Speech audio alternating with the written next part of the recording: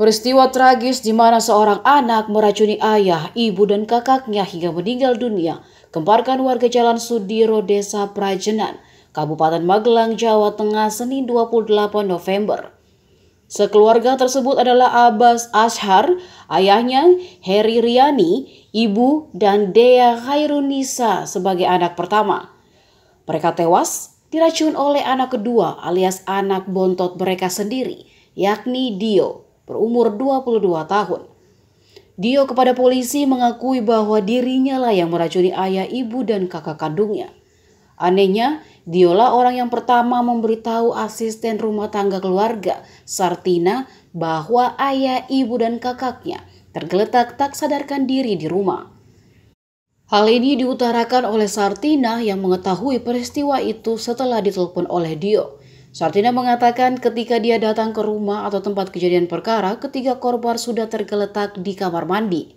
Bahkan Dio juga ikut membantu anak Sartina untuk mengevakuasi ketiga korban dari dalam kamar mandi. Dio sebagai terduga pelaku sama sekali tidak kabur dan tetap ikut membantu. Kala itu Sartina tidak tahu kondisi para korban apakah masih hidup atau sudah meninggal. Namun saat menyentuh korban yang dirasakan jika tubuh para korban masih terasa hangat. Agus Sutiarso yang merupakan paman pelaku mengatakan jika rumah yang juga tempat kejadian perkara itu dihuni oleh 4 orang, terdiri dari ketiga korban meninggal dan anak bungsunya, Dio yang diduga adalah pelaku pembunuhan. Menurutnya selama ini tidak pernah ada konflik di antara anggota keluarga tersebut. Hubungan antara anggota keluarga pun selama ini dirasa Agus terjalin dengan baik, termasuk pula dia tidak pernah mendengar ada permasalahan tertentu yang terjadi di internal keluarga adiknya.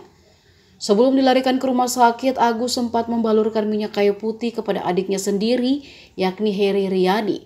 Sedangkan korban Dea Khairunisa diberikan minyak kayu putih oleh asisten rumah tangga.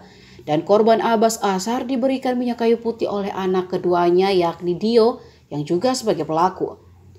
Sepengetahuan Agus, para korban saat dibawa ke rumah sakit masih dalam kondisi pingsan. Abbas dan Dea yang pertama kali sampai di rumah sakit. Setelah itu Agus mendapat informasi jika keduanya kemudian dinyatakan meninggal dunia. Hingga kini belum ada informasi dari polisi mengenai motif pembunuhan yang dilakukan anaknya sendiri. Polisi menyatakan masih melakukan pendalaman terkait peristiwa memilukan yang terjadi di Kabupaten Magelang itu.